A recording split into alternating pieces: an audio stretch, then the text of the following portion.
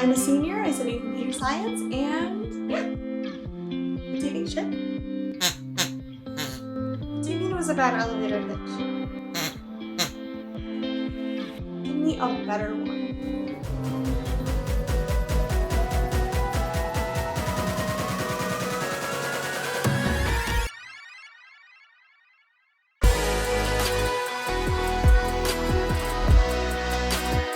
Hello world, it's Becoming Her, and today we are talking about career fairs.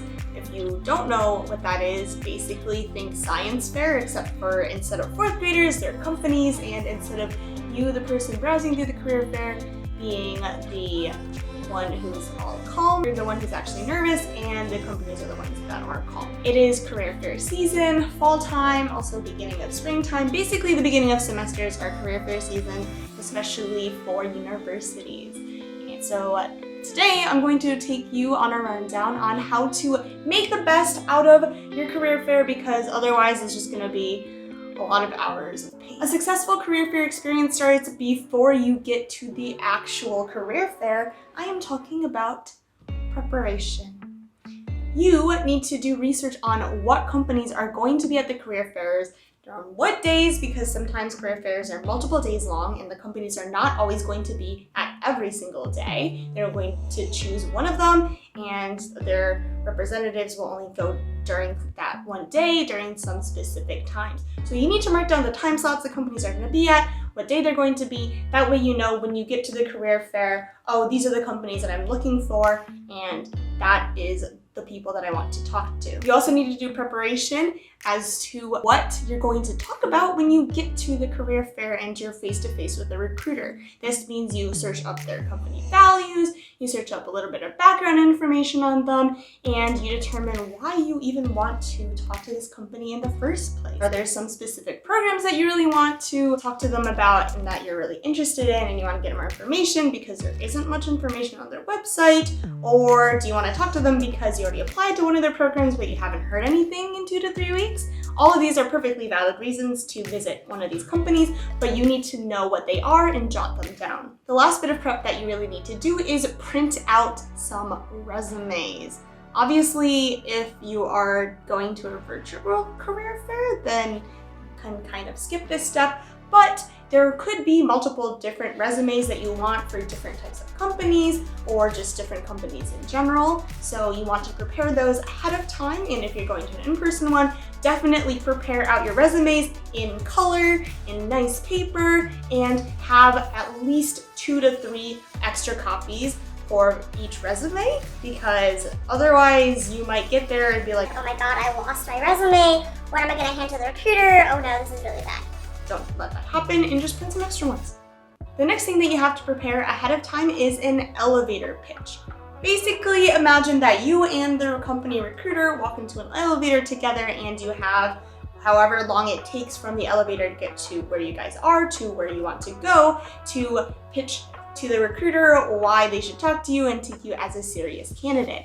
Basically, the emphasis is that the pitch should be short. This means 30 seconds to maybe at max a minute long, but generally probably go on the shorter 30 to 45 second side. An elevator pitch is basically just saying, hey, this is who I am, and this is why I want to talk to you, and this is why you should talk to me. You want to rehearse your elevator pitch, write it down, that way you know what you're actually going to say. This really just saves you time of thinking of things on the spot and saves you stress, because if you're a socially anxious person, you want to know what you're going to say before you get there, and that'll help relieve your anxiousness. Generally, for my elevator pitches, I start with a small self-intro, something like, hey, I'm Becoming Her, I'm a senior at this university, and I am a computer science major. You want to list things like your grade, are you a freshman, are you a senior, are you a master's student in your program, are you a double major, are you just a single major, what's your major, what's your minor, and also what you are looking for in the company. Why did you come talk to them in the first place? Is there a specific program that you really like about them?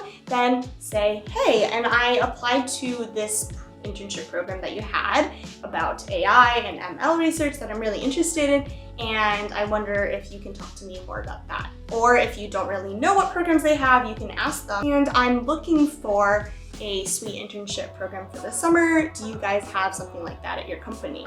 This gives the recruiter a reason, oh, this person's talking to me because they're interested in this specific program at the company or they're interested in these specific opportunities. And that is very useful information for them. The last thing that you want to prepare for your elevator pitch is miniature 2 to 3 sentence stories or anecdotes about various things on your resume. This means pretty much just your projects and your experiences section. Each thing that you list onto your resume, your recruiter could possibly talk to you about, and so you just want to have a little story prepared for them just in case that happens. Next, we're moving on to the day of the actual career fair. This is what you should do when you get there. First things first is look around the area. Pick out the companies that you wanted to visit that day and see if they have really long lines or really short lines. This determines the actual order in which you will talk to these companies, because you're gonna have to stand in line for them, or there's some sort of wait time online, something like that. And some of these things you're gonna have to decide that it's just not worth your time to wait in line for 2 hours to talk to Microsoft. And other times you might say, no, I only have 2 companies I want to visit here. I'm going to stand in line for 2 hours so I can type to Microsoft. It might be a good idea to actually save the longer lined companies for later, because towards the end of the career fair, there's less people. So maybe you'd be able to not wait in line and walk up to them, but that's always just some sort of bet that you have with yourself. The next thing to note is that you should not go to your top company first. Why? Because you're probably going to be nervous, a little bit anxious, you're checking around the room, what are the vibes? Everything like that is just kind of rushing at you, and so you want to talk to one of the companies further down your list, or maybe they're not even on your list at all. Just walk up to them, choose one that has a shorter line, and be like, hey, and then do your elevator pitch and talk to them a little about their program, and hopefully you walk away feeling less nervous, more confident in yourself, and now you can go and talk to the companies that you are really, really interested in. Also, when you're in line, practice your elevator pitch. If you're gonna be standing there for half an hour, don't just be scrolling on your phone through Instagram. The recruiter can see you and be like, okay, that's not super impressive. But if you're there, you're practicing your elevator pitch, the recruiter's like, oh, this person's really taking it seriously, so do that. Also, it helps you from being nervous and stuttering when you give your elevator pitch when you actually get there. The final part and the hardest part is actually talking to your recruiter. You want to make sure that you bring enthusiasm when you sit down and start this conversation, because the recruiter has talked to hundreds of people, possibly at least a couple dozen people within the day already, and you are going to be just another person that they're talking to, but they're going to be tired. They're probably gonna already have their voice starting to wear out. It's probably hot and sweaty in their room. They're just trying to give their best, but it's really hard if you come up and you're like, hi, I'm a senior. Can I have a job? Does that seem compelling? I don't think so. But if you go there and you're like, oh my gosh, hi, I'm really excited about your company. I am becoming her and I'm a senior and yada, yada, yada. And they're gonna be like, oh my gosh, this student has so much enthusiasm for my company, and it actually makes them more enthusiastic as well, which creates a whole positive environment. If they're tired, they don't want to strain to hear you, so make sure that you're being loud and you're being clear. That way you give a good impression. During your conversation with the recruiter, they're probably going to be looking at your resume and reviewing some of the points, so they might not be making eye contact the whole time. It doesn't matter, just keep talking and talk about your experiences. They'll ask you questions and you will just reply with, obviously, whatever it is. Just have a candid conversation. Don't think too much about what they might be thinking. Just think about their actual questions and respond to them and listen to any sort of answers and information that they're giving and ask questions about that.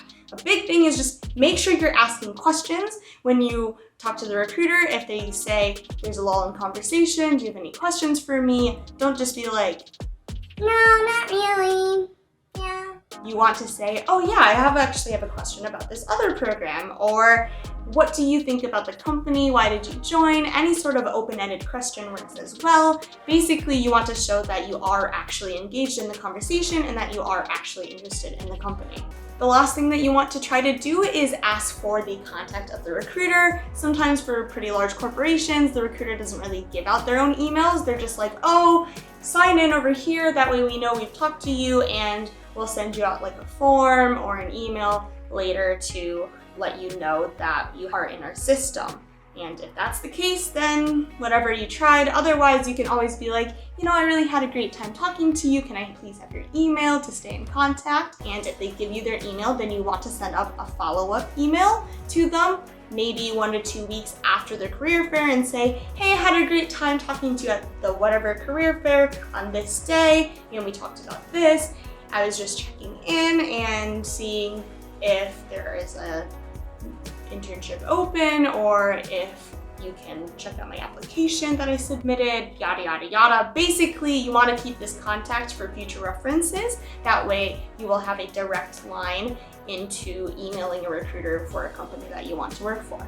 A quick note on dress codes. If this is a campus-wide career fair and there's going to be lots of other majors there, then I would dress up a little bit, even though tech companies are generally very casual. If they're going to be business people in like suits and ties, you don't want to seem too casual. So maybe just do kind of like a blouse or a button down, but not like a whole suit or something. But on the other side, if it is a tech-focused career fair and there's only tech companies, then trust me, they're all going to be wearing t-shirts and jeans and very casual wear. So you want to fit that same vibe and probably just wear like a t-shirt, or just not something that would be considered anything type of business wear.